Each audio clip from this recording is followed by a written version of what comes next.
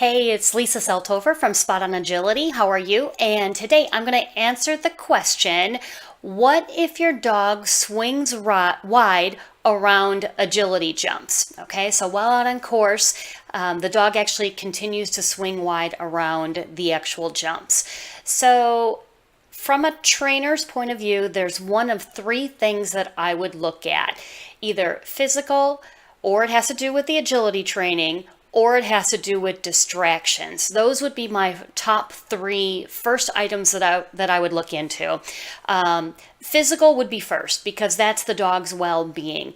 In terms of physical, what you're looking for is maybe some discomfort or pain in the neck area, back area, maybe something in the legs, the feet, in their hips, something along that line.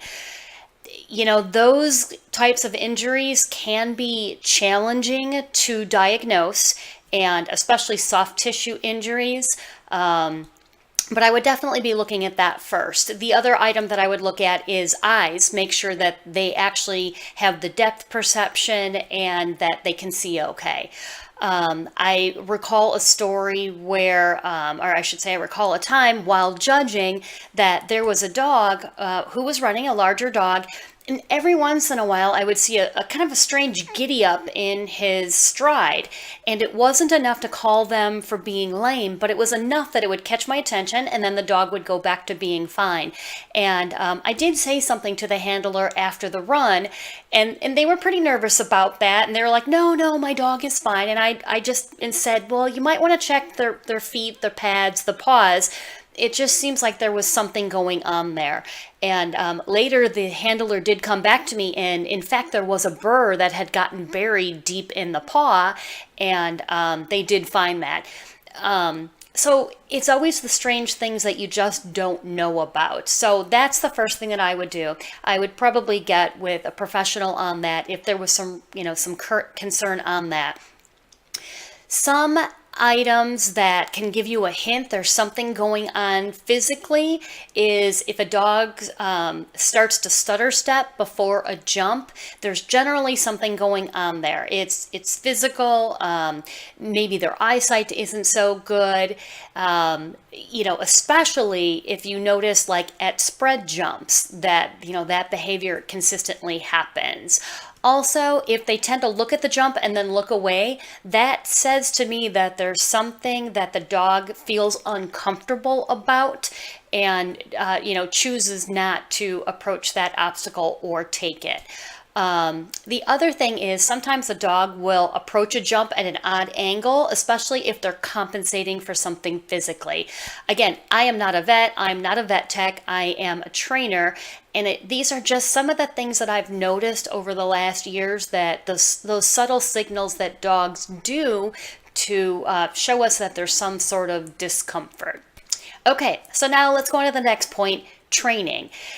So sometimes, especially in dog agility, when you've got both the handler giving signals and the dog who's supposed to read them, what doesn't come into play very quickly is, for the dog, the understanding that it's supposed to take the jump that's right in front of them.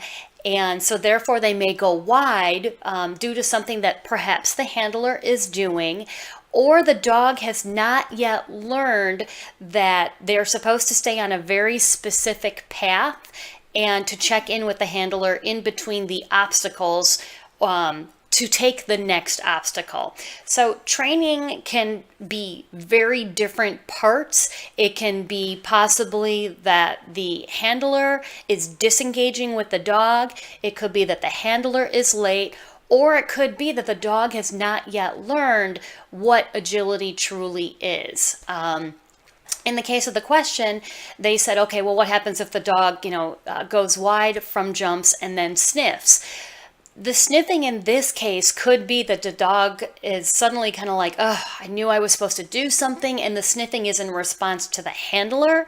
So it's really hard to diagnose, but that's one thing. one part that I can say to help on this, as a handler, think about that it's your job to keep the dog on their path. So when you're looking at in between the obstacles, I want you to visualize what their path is, and then your job is to keep that dog on that path that you have determined is the best path for the dog. So the third part is distractions. It could be that the dog is easily distracted, and that kind of comes into play. The sniffing, there are some good smells. Sniffing can also be an avoidance. Sniffing, or actually going wide, could be, surveying their universe and then going to sniffing afterward. So there's a couple of things that come into play. So as a recap, there's the physical part. There's the training part where the dog has not yet, does not understand yet that they need to be staying on a very specific path. And then the third part is distractions. So that's what I'd be looking at. I would definitely take video and take a look at that. I'd also be asking myself, does this happen in both training and also at trials, or just at trials? If it only tends to happen in trials, that usually says to me there's some sort of a stressor going on there that may be more environmental, but you're also going to have to look to see if perhaps surface has anything to do with that as well.